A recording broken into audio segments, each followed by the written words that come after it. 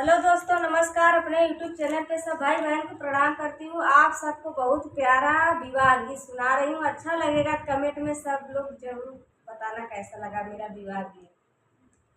एक हाथे लिए सीता बसे का डालरिया, रे शिव के पूजन सीता जाई रे लाला नवाय, रे शिव के पूजन सीता जाई रे लाला नवा।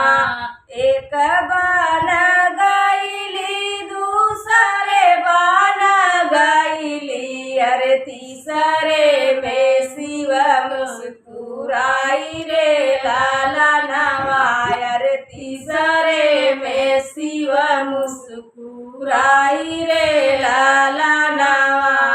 मांगा मांगा सीता जवन कुछ मांगा, अरे खजावन तोरे मन में समाई रे लाला नवाय, अरे जावन तोरे मन में समाई रे लाला नवा।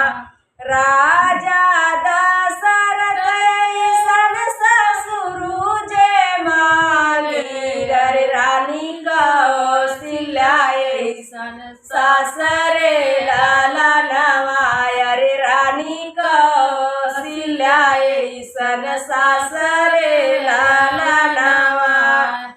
लक्ष्मण भैया सन देवरों जी मांगे, अरे लहुरी नाना दिया अकेली रे लाला नवाय, अरे लहुरी नाना दिया अकेली रे लाला नवा।